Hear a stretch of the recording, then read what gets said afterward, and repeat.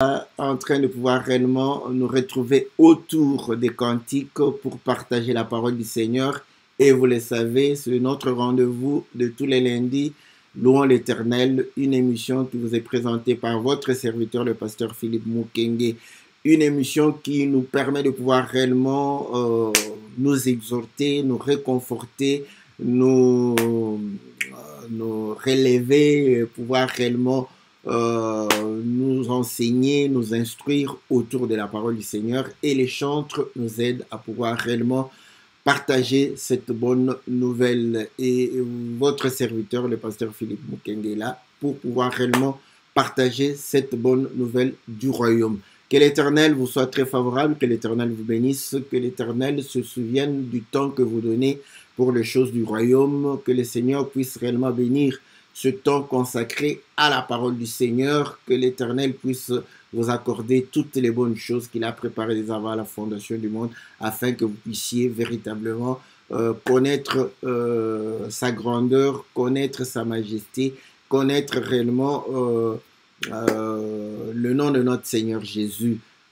Que Dieu vous bénisse, que Dieu puisse vous accorder ce que votre cœur désire, que Dieu puisse vous donner ce que vous avez comme besoin afin de pouvoir être dans la joie de pouvoir servir le Seigneur. Salutations à tous les bien-aimés qui participent à cette émission au travers leur présence. Que Dieu vous soit favorable, que Dieu vous bénisse, que Dieu puisse réellement vous accorder au centuple parce qu'il est le bon rémunérateur. Nous saluons le bien-aimé Todd Mbemba, que le Seigneur vous salue, vous soit favorable. Nous saluons le bien-aimé Ghislain, nous saluons la sœur Astrid, nous saluons la sœur Cathy, nous saluons la sœur Liliana, nous saluons notre bien-aimé Peter, nous saluons la sœur Bia, la sœur Sylvie, nous saluons, n'est-ce pas, le bien-aimé les biens, Gabin, nous saluons la sœur Bibiche, que le Seigneur vous soit très très favorable. Salutations à la sœur Charlotte, à la sœur Aurélie, à la sœur Pélagie, au bien-aimé Farid, nous saluons le bien-aimé Jean Didier, Jean-Marie, que le Seigneur vous soit très très favorable. Salutations à notre bien-aimé Pichou. Nous croyons que Dieu nous sera favorable et pourra nous bénir favorablement. Nous saluons le bien-aimé Jackson, la sœur Roani, saluons la sœur Corinne. Voilà, vous êtes nombreux à pouvoir réellement nous soutenir. Que Dieu se souvienne de vous, que Dieu puisse réellement vous accorder véritablement toutes les bonnes choses. Et aujourd'hui, nous serons aussi édifié par notre bien-aimé Emmanuel Boulambo, j'espère que je n'ai pas massacré son nom, n'est-ce pas, qui nous chante le repos Bopemi, n'est-ce pas. Donc voilà, bien-aimé dans le Seigneur, comme vous le savez, nous allons passer à notre cantique pendant un temps et nous allons revenir dans notre studio virtuel pour pouvoir partager la bonne nouvelle du royaume. Que le Seigneur vous soit très favorable, que le Seigneur vous bénisse, que le Seigneur puisse réellement nous assister en toutes choses. Suivons le cantique et revenons après cela à notre studio virtuel. Que le Seigneur nous aide.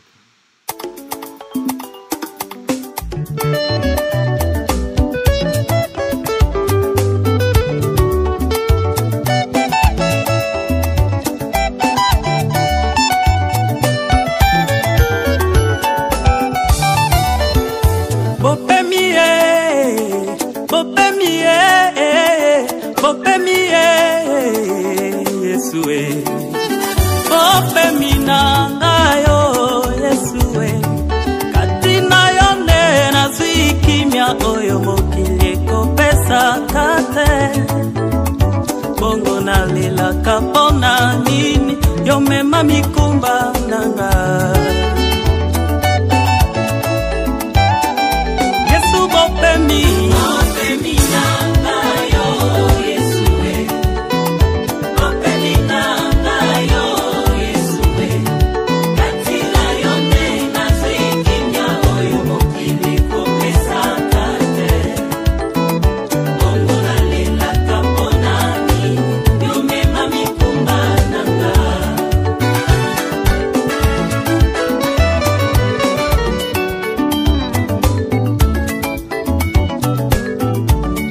na tango na Mose yolakaki bopene na libota na Israel yolakaki bopene ata Yosua kotisaki bango Kanana kasi moko te akotaki na bopene yango po bazangaki kondima kati na bango lelo yo kopema etalisami lelo yo kopemi epesami yo nimela masiya wana kokota na bopemi yama evangile wana okoti na bopemi kopemi yango nde Yesu kati na yende yozwi kimya oyo mokili kopesaka te bongo yolelaka mpona nini amema mikumba na yo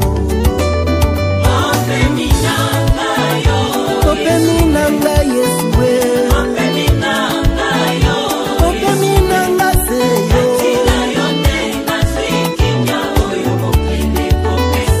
oyo mokili ekopesaka te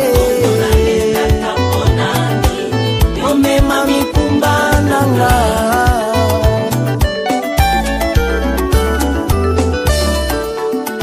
bopemi ya mwasi na ndako ya mobali na ye bopemi ya luta na ndako abo waze yanga bopemi kuna makolo ye yawe yanga kopema kuna nelanga makapela ye mobali akei kobongiselanga ye esika ye kozonga mwasi ya libala ye awa na mokili kopema ezali te bopemi nanga Yerusalema kopema nanga Yerusalema yonde bopemi nanga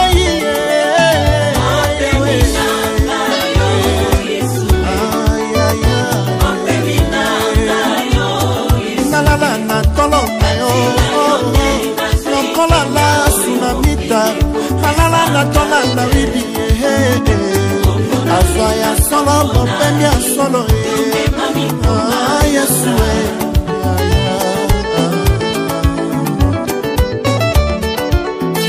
bopemi ya solo ezali se na lona kasi tozali nono na mokili ya se Israel aliaki nguma ya Kana tango bazalaki nano na kati na desert papa yolakaki na mokama na ekeke oyo nasengi okokisa bilaka na yo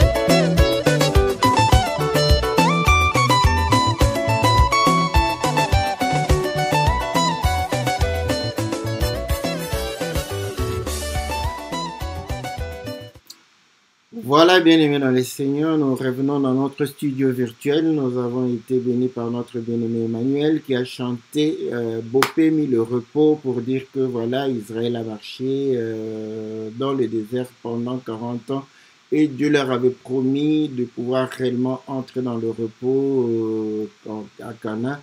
Et l'Écriture démontre que ils ne sont pas entrés dans ce repos. Et il va pouvoir démontrer que son repos, c'est en Christ Jésus. Et son repos, c'est réellement dans les sépulcres de Macpéla. Son repos, c'est aussi dans la maison de son mari, comme Naomi a dit à Ruth, que le repos de la femme, c'est dans la maison de son mari. Et il va chanter pour dire que voilà, Ruth s'est reposée aux pieds de Boaz. Donc, pour montrer que c'est aussi ce repos que Ruth a eu. Et le Seigneur a dit, vous tous qui êtes fatigués, venez à moi, je vous donnerai mon repos. Voilà pourquoi il prie le Seigneur de pouvoir réellement porter tous ses fardeaux, ses problèmes, ses difficultés, ses maladies, voilà, afin de pouvoir réellement recevoir le repos du Seigneur. Voilà, donc comme Ruth, on lui a dit, le repos c'est dans la maison de son mari. Il dit aussi que le Seigneur m'a promis d'aller préparer une place pour moi, donc mon repos sera aussi auprès du Seigneur. Voilà pourquoi sur cette terre, tant que nous vivons, nous n'allons pas avoir ce repos sera auprès de notre Seigneur Jésus. Voilà en résumé le cantique de notre bien-aimé Emmanuel qui nous a chanté le repos. Voilà, que le Seigneur soit favorable, que le Seigneur bénisse chacun de nous. Voilà, donc comme nous le voyons, c'est-à-dire que pour bénéficier du repos, pour désirer le repos, il faudrait être fatigué. Ce n'est pas pour rien que dans le livre de Matthieu, je crois que ce chapitre, je ne sais pas si c'est 11 ou 10, le Seigneur dit, venez à moi, vous tous qui êtes fatigués. Donc, quand vous êtes fatigué, vous avez besoin de repos, vous désirez le repos, vous allez souhaiter réellement vous reposer. Et nous voyons encore que le repos par rapport à Israël, le Seigneur parle comme d'entrer réellement à Canaan. Donc le fait d'entrer à Canaan pour Israël serait un repos. Pourquoi je prends ces formes-là? Vous allez comprendre que en entrant à Canaan, on parle de repos, mais quand vous regardez, le long du désert, ils ne cultivaient pas, ils ramassaient la manne, mais quand ils vont entrer dans Canaan, vous allez comprendre que dans Canaan, ils seraient obligés de pouvoir cultiver la terre. Donc, mais malgré le fait qu'ils rentrent à Canaan et qu'ils commencent à travailler la terre, c'est le repos. Voilà, donc le repos peut être défini de cette manière. Nous soulignons cela pour que nous puissions comprendre véritablement le repos que le Seigneur est en train réellement de nous recommander. Donc, et vous allez comprendre encore une chose, que dans les déserts, ils mangeaient la manne et lorsqu'ils vont entrer dans Canaan, ils vont manger le fruit du pays. Donc, le repos est aussi mis en évidence par le changement de nourriture. Donc, tant qu'ils mangeaient la manne, nous pouvons considérer qu'ils n'étaient pas dans le repos. Et lorsqu'ils ont changé la nourriture, nous croyons que là, c'est le symbole qu'ils sont réellement entrés dans le pays de Canaan pour jouir réellement des fruits du Canaan. Et cela manifeste aussi le repos. Donc, le repos peut être compris par rapport à cela aussi. Nous pouvons aussi comprendre le repos du fait que, comme ils l'ont souligné, Ruth va se reposer, va dormir au pied de Boaz. Et nous connaissons l'histoire de Ruth. Je ne sais pas si, oui, on a parlé de Ruth avec le cantique de notre sœur Narita, dont on a essayé aussi un peu de développer. Je ne sais pas, je crois avoir parlé de cela. Donc, si vous avez besoin d'avoir un peu plus d'éléments, vous pouvez aussi aller suivre, n'est-ce pas, la vidéo de Ruth. Et vous allez comprendre aussi, n'est-ce pas, le fait de pouvoir réellement entrer dans Cana et de jouir de Cana, de demeurer dans Cana. Donc, cela suppose qu'ils sont dans le repos. Donc, pour véritablement jouir du Cana qui était cette terre promise, le repos sera aussi défini comme étant la victoire sur les ennemis. Donc tant que vous n'avez pas la victoire sur les ennemis, vous ne pouvez pas vous reposer. Donc on va comprendre que le peuple pourra se reposer lorsqu'il a réellement la victoire sur les ennemis, parce qu'il fallait comprendre qu'il y avait cette nation qui était dans Canaan, donc il fallait les chasser afin de pouvoir réellement entrer dans le repos. Et nous savons encore aussi, le repos peut être défini comme étant une fête, une célébration. Et ainsi, les jours de fête, les jours de célébration, c'était des jours de repos. Pourquoi? Parce qu'on devrait célébrer le Seigneur. Voilà, bien aimé dans le Seigneur, les quelques aspects de repos que nous allons pouvoir réellement parcourir afin de pouvoir réellement nous exhorter et nous éclairer d'une manière ou d'une autre. Vous allez comprendre que le Seigneur, en disant venez à moi, je vais chercher l'écriture, je sais que c'est dans le livre de Matthieu, j'espère bien que je vais retrouver avec ma grosse Bible ici. Je suis habitué à la petite Bible, voilà. Voilà, donc c'est dans Matthieu chapitre 11, il va pouvoir dire au verset 28, « Venez à moi, vous tous qui êtes fatigués et chargés, je vous donnerai du repos. » Voilà pourquoi nous disons que si le Seigneur souligne cela, parce qu'il sait que celui qui est fatigué a besoin de repos. Celui qui est fatigué, n'est-ce pas, pourra répondre facilement à cet appel. Mais celui qui n'est pas fatigué, vous allez comprendre qu'il aura moins besoin de repos. Il faudrait peut-être supplier pour que réellement il puisse se reposer. Donc, quelqu'un qui n'est pas fatigué, on pourra le supplier, mais celui qui est fatigué, on ne le supplie même pas. Il désire, et si vous lui offrez le repos, vous le soulagez, donc il le répond directement. Et voilà, Ésaïe va pouvoir dire ceci. Dans Ésaïe 28, il va souligner la même chose. Au verset 12, il leur avait dit, voici le repos, laissez reposer celui qui est fatigué. Voici la trêve, mais ils n'ont pas voulu écouter. Voici, dans notre version, voici le lieu du repos.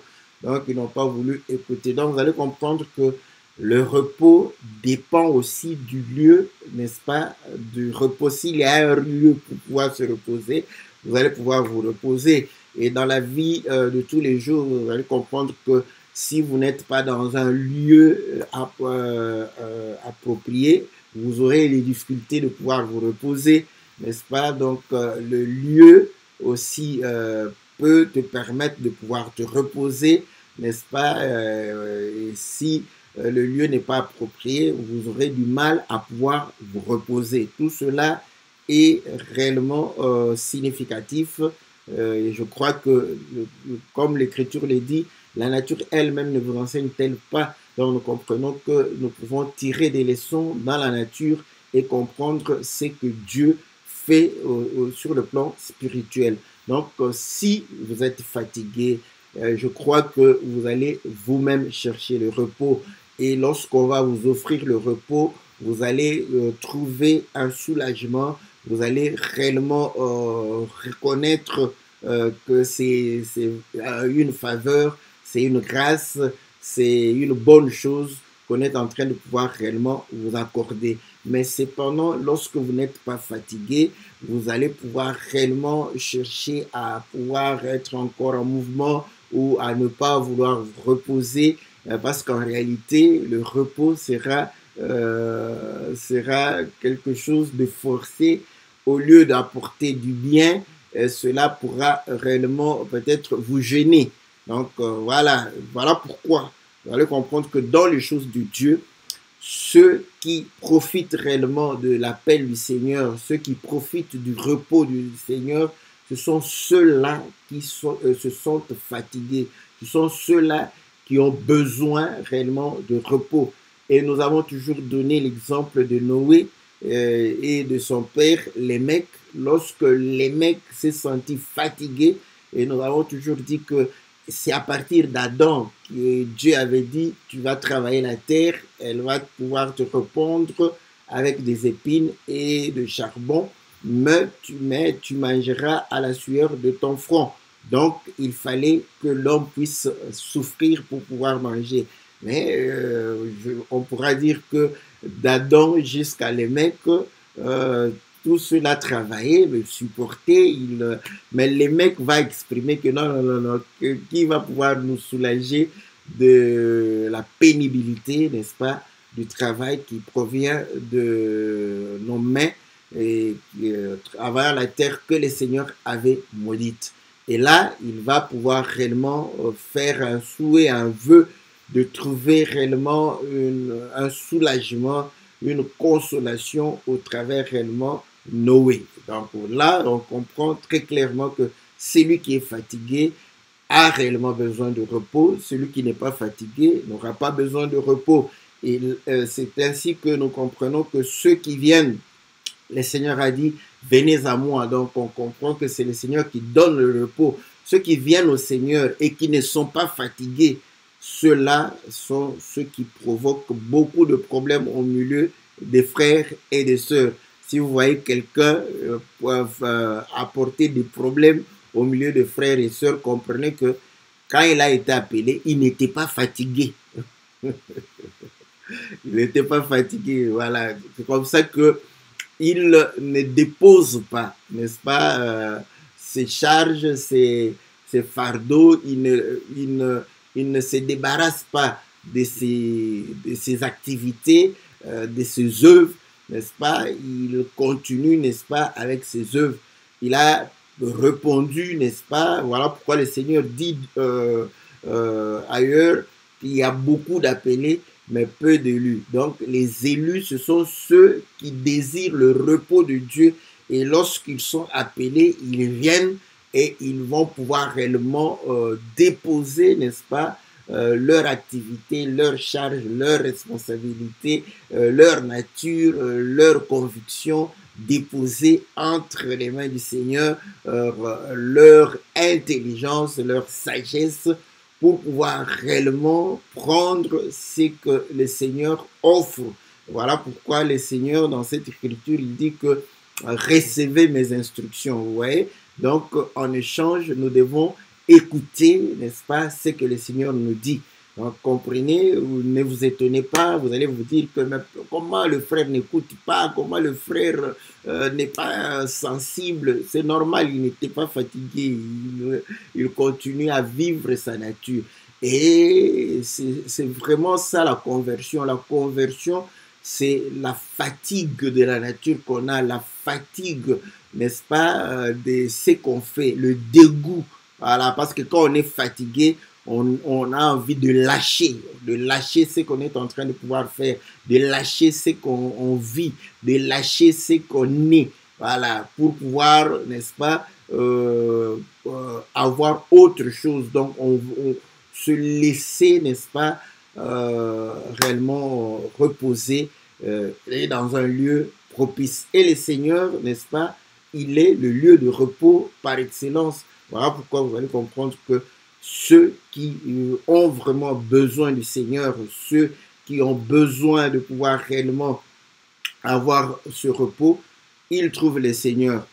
Et là, comme nous le disons, le repos prend plusieurs formes. Quand tu es pécheur, quand tu es un homme de querelle, tu es jaloux, tu es envieux, tu es escroc, vous allez comprendre que ce que vous faites là, vous devrez véritablement chercher à pouvoir vous débarrasser de cela.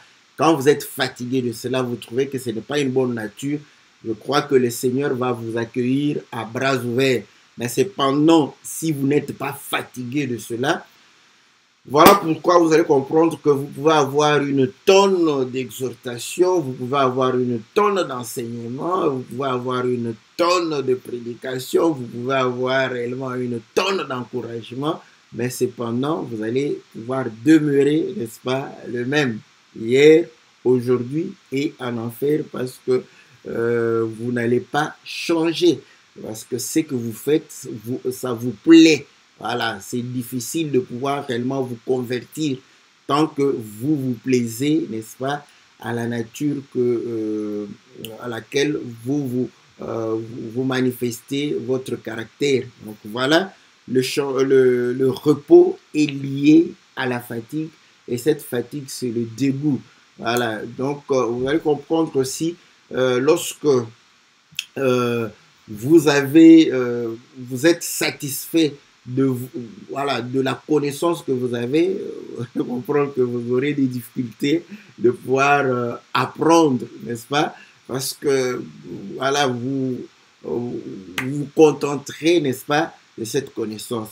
Cependant, n'est-ce pas, vous allez comprendre que lorsque la connaissance que vous avez ne vous satisfait point, ne vous soulage point, n'est-ce pas, vous allez chercher. Parce que en ayant la connaissance, vous aurez, n'est-ce pas, la consolation, vous aurez le soulagement et ainsi vous aurez votre repos, n'est-ce pas, et vous allez pouvoir réellement jouir de cela. Voilà ce que le Seigneur présente comme repos aussi auprès de son peuple.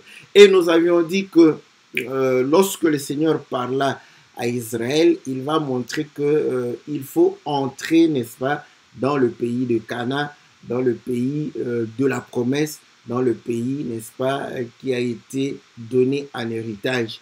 Et là, on comprend très clairement que Abraham, lorsqu'il est arrivé là-bas, il va comprendre que le pays dont le Seigneur lui parlait était un pays où lui-même est l'architecte, où lui-même a posé les fondements, d'où, n'est-ce pas, il n'a pas eu le repos, n'est-ce pas, par rapport à ce qui est matériel. Ça, c'est important aussi. Vous voyez, Israël a eu le matériel, n'est-ce pas, de ce qui était spirituel.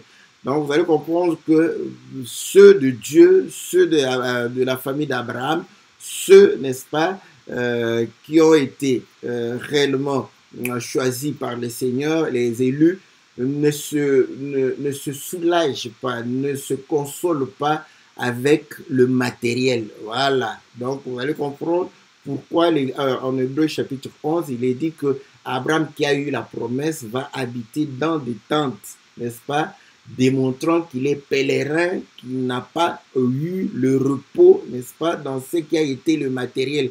Donc, nous ne pouvons pas avoir notre repos dans le matériel. C'est ainsi que nous comprenons que, en tant qu'enfant de Dieu, le repos de chacun de nous, c'est par rapport au royaume des cieux. C'est par rapport, n'est-ce pas, à notre héritage. Et cet héritage, le Seigneur va pouvoir le dire à Pilate que mon royaume n'est pas d'ici bas. Voilà pourquoi sur la terre, nous ne pouvons pas être consolés parce que nous avons des biens matériels, nous avons le mariage, nous avons les enfants, nous avons le travail, nous avons une maison, nous avons une voiture, nous avons des habits, nous avons une promotion. Ça ne peut pas nous soulager. Ça ne peut pas nous consoler. Pourquoi? Parce que nous comprenons que notre repos n'est pas dans le matériel. Voilà, ceux qui ne comprennent pas ça, vous voyez, ils vont pouvoir réellement se contenter du matériel et ne pas chercher le spirituel. Ils vont se contenter des biens matériels et ils ne vont pas pouvoir chercher le royaume des cieux. Voilà pourquoi vous allez comprendre que beaucoup suivent le Seigneur, mais ils sont consolés par les biens matériels et non pas par le royaume, par la richesse du royaume, par le mystère du royaume, par la connaissance des choses, n'est-ce pas, qui reflètent la nature de notre Dieu. Donc voilà comment cette image de pouvoir quitter l'Égypte, vous allez comprendre aussi l'Égypte c'était une véritable source de connaissances, n'est-ce pas? Donc, vous voyez, donc vous allez comprendre que ce n'est ni la connaissance humaine, ni les biens, n'est-ce pas, de la terre qui pouvaient donner le repos. Voilà pourquoi en Égypte, où il y avait la science, il y avait la nourriture, il y avait tout, ils étaient esclaves. Donc, tant que nous sommes sur la terre, nous sommes esclaves. Même si nous mangeons bien, nous vivons bien, nous avons l'intelligence, la sagesse de ce monde, mais nous resterons esclaves, n'est-ce pas? Et voilà pourquoi de temps en temps, ce que nous voyons dans la nature, dans le monde, nous rappelle que nous ne sommes que des esclaves parce que nous vivons l'exploitation de l'homme par l'homme. Donc voilà, et là, cela nous prouve qu'il y a un repos de Dieu. Voilà, ce repos de Dieu, n'est-ce pas, c'est par rapport, n'est-ce pas, aux choses du royaume. Et le Seigneur dit que le royaume est au milieu de nous. Voilà pourquoi nous devons comprendre que nous devons déjà entrer dans le repos de Dieu, n'est-ce pas, par rapport aux choses du royaume. Lorsque vous êtes réellement, n'est-ce pas, en train de vivre le royaume, la parole concernant le royaume, vous êtes dans le repos. Et nous avions dit que lorsque ils sont entrés dans Canaan, ils vont pouvoir réellement changer de nourriture. Bon, nous pouvons donner des éléments, n'est-ce pas? Il y a dans le livre de Exode chapitre 16, verset 35, voilà ce que la Bible va pouvoir dire. 35, il est dit quoi? On dit ceci, les Israélites ont mangé la manne pendant 40 ans, n'est-ce pas, jusqu'à leur arrivée dans un pays habité. Ils ont mangé la manne jusqu'à leur arrivée à la limite du pays de Canaan. Tout ceci, pourquoi? Ceci pour montrer que ils ont mangé la manne, n'est-ce pas, jusqu'à la limite des frontières, n'est-ce pas, de Canaan. Maintenant, Josué va dire ceci. Josué, n'est-ce pas, 5, Josué chapitre 5, verset 12. Vous allez voir, je vais souligner un petit élément là-dessus. Josué 5, verset 12, il est dit ceci. La manne cessa le lendemain quand ils mangèrent des productions du pays pour les Israélites. Il n'y avait plus de manne et ils mangèrent les produits du pays de Canaan cette année-là. Avant cela, je peux lire au verset 10. Les Israélites campèrent à Gilgal. Ils célébrèrent la Pâque le 14e jour du mois, au soir, dans les plaines de Jéricho. Ils mangèrent des productions du pays, des pains sans levain et du grain rôti le lendemain de la Pâque en ce jour-là. Donc, vous allez comprendre que c'est après la Pâque qu'ils vont pouvoir manger, n'est-ce pas, la nourriture du pays. Vous voyez? Donc, ceci est symbolique. Vous voyez? Or, comprenez que la Pâque introduisait une nouvelle année. Exode chapitre 12, ce mois sera pour vous le premier mois. Et Dieu va instituer la Pâque pour inaugurer une année. Et le Seigneur dit qu'il est venu inaugurer une année de grâce. Et là, vous comprenez que entrer dans le repos, c'est aussi manger la nourriture de la grâce. Vous voyez? Et ceux qui mangent la nourriture de la loi, ils ne peuvent pas entrer dans le repos parce que le repos est aussi symbolisé par la nourriture que vous mangez. Donc, vous allez voir que le peuple va pouvoir manger la manne pendant 40 ans.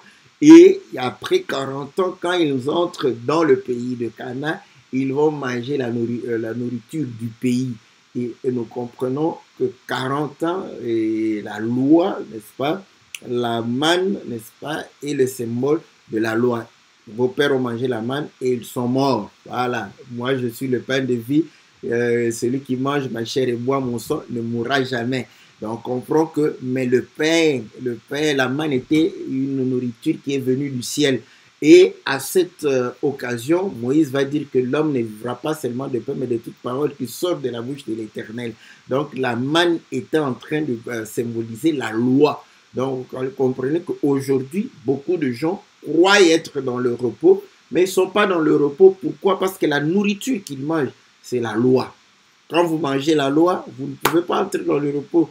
Vous ne pouvez pas, n'est-ce pas, vous reposer. Voilà pourquoi ceux qui sont honnêtes sentent toujours qu'ils ont besoin de quelque chose, qu'ils ne sont pas satisfaits, qu'ils sont inquiets, ils ont besoin, voilà, comprends que tu n'es pas dans le repos jusqu'à ce que tu auras la nourriture de la grâce, la nourriture qui concerne, n'est-ce pas, le Seigneur, la chair et le sang. Oh, la chair, n'est-ce pas, et le sang du Seigneur, c'est la parole, car la parole s'est faite chair.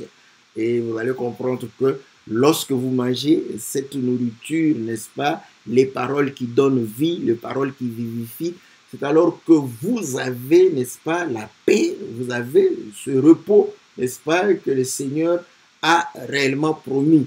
Et quand vous ne mangez pas la nourriture, n'est-ce pas, de la grâce, vous allez vous sentir toujours insatisfait, vous allez vous sentir toujours que non, il y a un ça ne va pas. C'est comme le jeune homme riche, il a dit que mais je mange la nourriture de la loi, mais je sens toujours qu'il y a un manque. Et le Seigneur dit, ok, c'est vrai, tu dois te débarrasser, n'est-ce pas, de tout ce que la loi te donne pour que tu puisses réellement prendre ce que moi je vais te donner et tu vas pouvoir réellement te sentir satisfait et tu vas jouir de la vie. L'homme s'est dit, non, je préfère encore obéir à la loi et avoir tous les biens, n'est-ce pas, qui sont conséquences de l'obéissance de la loi. Donc, vous allez comprendre que aujourd'hui, beaucoup de gens, n'est-ce pas, mangent cette nourriture. Et la manne, vous allez comprendre que c'était une nourriture qu'ils ne connaissaient pas. Donc, ils mangent des choses qu'ils ne connaissent pas.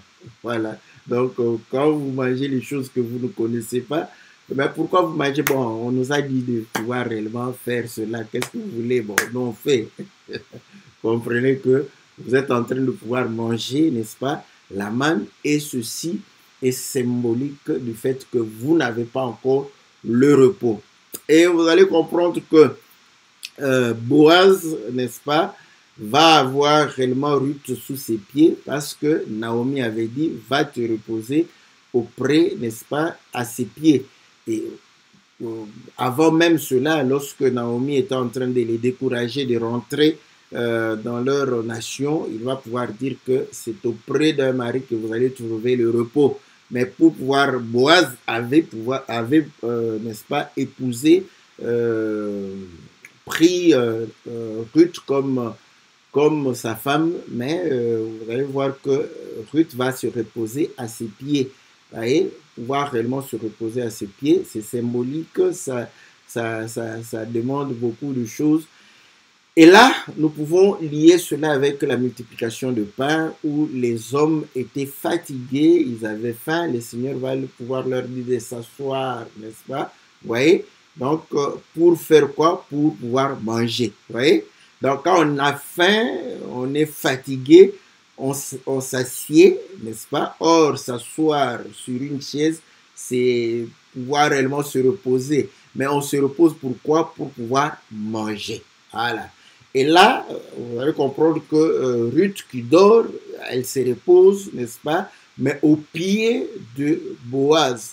Et Paul va pouvoir dire que non, quand j'étais au pied de Gamaliel, il était au pied pour être enseigné. De la même manière, quand nous nous asseyons, c'est pour pouvoir manger. Et quand on dort au pied, n'est-ce pas, de Boaz, c'est symbolique de pouvoir réellement être enseigné par Boaz. Voilà pourquoi Naomi va lui dire, lorsque il va pouvoir réellement se réveiller, il te dira ce que tu dois faire. Donc, ouais, il va t'enseigner parce que tu as été à ses pieds. Voilà. Donc, on comprend que maintenant, celui qui avait le droit de rachat, n'est-ce pas? Et vous savez que dans le droit de rachat, celui qui en avait le droit ne pouvait pas enlever ses chaussures. Donc, au pied de Boaz, il reçoit l'enseignement qui va pouvoir réellement la racheter. Donc, la parole que nous écoutons doit pouvoir réellement nous racheter de la mauvaise vie que nous menions, de la mauvaise vie que nous sommes en train de pouvoir manifester, de la vanité du monde, de la séduction de ce monde. Donc, ce sont des paroles qui rachètent. Et Paul exprime cela comme étant la prédication de la croix, parce que nous savons qu'au travers de l'œuvre de la croix, nous avons été rachetés. Voilà pourquoi Paul parle de la prédication de la croix. Or, à la croix, beaucoup de gens, nous avons été rachetés par le sang. Voilà pourquoi la prédication de la croix doit présenter le sang, la vie qui est dans l'écriture, la vie qui est dans la parole, la vie qui est réellement cachée, n'est-ce pas, dans les préceptes de Dieu. Voilà comment nous avons le repos, n'est-ce pas? Lorsque vous écoutez une parole qui vous rachète, n'est-ce pas, de l'ancienne vie, vous avez le repos. Écoutez, vous savez que tant qu'on est dominé, nous ne pouvons pas parler du repos. Voilà pourquoi lorsqu'ils étaient en Égypte, on ne pouvait pas parler du repos. Mais il fallait qu'ils puissent sortir de l'Égypte. Et ceci va pouvoir être bien exprimé par ces écritures. Donc on peut avoir plusieurs écritures pour exprimer cette pensée. Mais je vais lire l'écriture ici dans Juge chapitre 3. Juge chapitre 3, et qu'est-ce qu'il est dit là-bas? Voilà. Juge, voilà. Juge chapitre 3, ok. Au verset 9, je vous épargne d'autres versets. Verset 9. Les Israélites crièrent à l'Éternel, et l'Éternel suscita aux Israélites un libérateur qui les sauva. Othniel, fils de Kenaz, frère cadet de Caleb. L'esprit de l'Éternel fut sur lui, il devint juge sur Israël, et il partit pour la guerre. L'Éternel livra entre ses mains le Cushan Rishetaïm, roi de Mésopotamie, et sa main fut puissante contre Cushan Rishetaïm. Le pays fut au repos pendant 40 ans, et Othniel, fils de Kenaz, mourut. Donc vous voyez, parce qu'il a vaincu ses ennemis, il va pouvoir avoir le repos.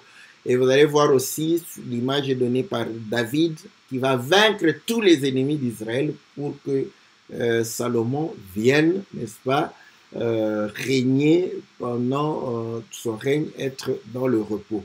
Donc vous voyez, pour avoir le repos, il faut vaincre l'ennemi. Voilà. Voilà, le Seigneur a dit que je vous ai donné le pouvoir de marcher sur les scorpions et les serpents. Voyez, il a dit résistez au diable, il fuira loin de vous. Donc tant que nous avons la victoire sur les œuvres des ténèbres, les ruses du diable, les manigances de l'ennemi, nous sommes dans le repos. Donc celui qui est dans le repos, c'est celui qui a vaincu. Voilà, celui qui est vaincu ne peut être dans le repos. Voilà pourquoi vous allez comprendre que si vous avez vaincu le péché, si vous avez vaincu, n'est-ce pas, les ruses de l'ennemi, vous pouvez estimer être réellement dans le repos. Vous ne pouvez pas être dans le repos quand vous êtes vaincu par l'ennemi. Et voilà pourquoi on dit celui qui se sent vaincu ne peut pas réellement se sentir dans le repos. Et nous comprenons que le repos, comme on a lu dans Ésaïe, le lieu de repos, le repos dépend du lieu, n'est-ce pas?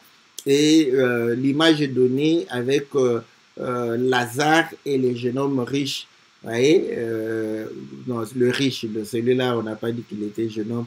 Le riche, vous allez comprendre que quand il va mourir, on dit qu'il va aller dans un lieu de tourment. Donc là, il ne peut pas se reposer parce que le lieu où il se trouve un lieu de tourment. Cependant, lorsque Lazare meurt, on dit qu'il est dans le sein d'Abraham. Ah, là, vous comprenez qu'il est dans le repos. Pourquoi? Parce qu'il est dans le sein d'Abraham. Et par rapport à Abraham lui-même, vous allez comprendre que Abraham va mourir et pouvoir être enterré à Macpéla, et tout la postérité d'Abraham, Isaac et Jacob seront enterrés à Macpéla, et nous savons que c'est le lieu de repos, et ce lieu permet à ce que effectivement lorsque le Seigneur va pouvoir aller dans les sépulcres, de pouvoir ressusciter, n'est-ce pas, les saints, ceux qui avaient cru et ceux qui avaient réellement espéré, n'est-ce pas, à sa venue, ils vont pouvoir réellement ressusciter. Donc, on comprend que le lieu dans lequel on se retrouve, c'est important. Voilà. Et là, vous allez comprendre que le riche va dire à Abraham, envoie pour qu'il lui dise. Abraham dit non, non, non, vous voyez, pour venir ici, il fallait écouter les prophètes et Moïse. Donc si vous n'écoutez pas le prophète et Moïse, vous ne pouvez pas venir dans ce lieu. Si vous les rejetez, vous n'allez pas pouvoir venir. Vous voyez que le sein d'Abraham au Macpéla dépend, n'est-ce pas, de la parole. Voilà pourquoi il a été dit que Abraham a enseigné, n'est-ce pas, à sa postérité les voies de l'Éternel. Et vous allez comprendre que vous ne pouvez pas avoir le repos si vous êtes dans un lieu où, n'est-ce pas, les voies de l'Éternel ne vous sont pas réellement montrées. Voilà. Si ces voies sont réellement impénétrables, comme les gens disent que les voies de l'Éternel sont, s'ils sont encore impénétrables pour vous, n'est-ce pas? Donc vous n'êtes pas dans le lieu de repos. Il y a une écriture qui dit vos voix ne sont pas mes voix, mais il faudrait que Dieu nous fasse grâce de pouvoir réellement nous révéler ses voix, parce que si il ne nous révèle pas ses voix, le lieu où nous serons ne sera pas le lieu de repos. Voilà, donc ça sera un lieu, n'est-ce pas, qui va nous amener au tourment. Voilà, donc nous pouvons dire que c'est un lieu de tourment. Voilà. Donc voilà les différents aspects, n'est-ce pas, du repos que nous pouvons, n'est-ce pas, pouvoir réellement souligner et les mettre en évidence, n'est-ce pas. Comprenez que c'est dans ces aspects-là que nous avons le repos.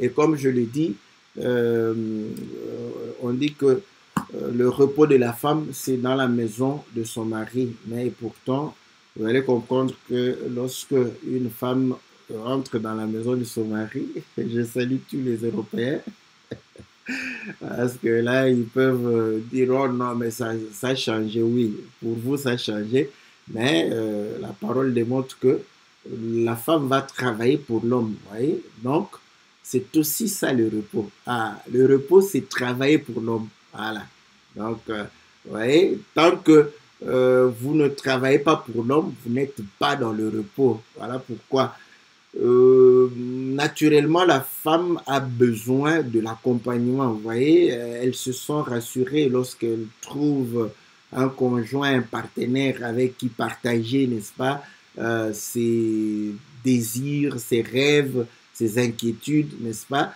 Elle est rassurée, c'est un repos, elle est tranquille, elle est voilà, apaisée. Elle a trouvé du repos. Donc voilà pourquoi on dit que le repos de la femme, c'est auprès de son mari, dans la maison de son mari. Mais vous allez comprendre que cela implique le fait qu'elle doit travailler pour son mari. Voilà pourquoi quand vous n'êtes pas productif pour le Seigneur, on peut douter que vous soyez réellement dans le repos. Et comme on l'a dit que le repos, c'est aussi célébrer le Seigneur. Voilà. Donc, parce que toutes les fêtes, n'est-ce pas, de l'Éternel, c'était des jours de repos. Donc, vous voyez, quand on célèbre le Seigneur, on abandonne tout ce qu'on a. On laisse tout ce qu'on a pour pouvoir célébrer le Seigneur. On ne s'occupe plus de soi-même, mais on s'occupe de la gloire du Seigneur. C'est élever le nom du Seigneur. Voilà pourquoi vous allez comprendre que même dans notre comportement, nous voulons élever le nom du Seigneur. Dans notre façon d'agir, dans notre façon de vivre, nous devons élever le nom du Seigneur. Nous devons réellement manifester la gloire de Dieu. Donc, dans tes paroles, dans tes actes, voilà, dans tout ce que tu fais, si le nom de l'Éternel n'est pas élevé, célébré, honoré, tu n'es pas dans le repos. Voilà, que le Seigneur vous donne le repos, n'est-ce pas, son repos. Que vous puissiez vous reposer, n'est-ce pas, de l'orgueil, des envies, de la jalousie, n'est-ce pas, de tout ce qui fait votre fierté pour célébrer le Seigneur. Donc c'est ça, c'est lui qui s'humilie, n'est-ce pas, qui s'oublie pour pouvoir élever le nom du Seigneur, celui-là est dans le repos. Que le Seigneur vous soit très favorable, que le Seigneur vous bénisse. Nous allons pouvoir nous retrouver, n'est-ce pas, par la grâce de Dieu, n'est-ce pas. Bon, on va voir le mercredi, si Dieu le veut, on pourra se retrouver.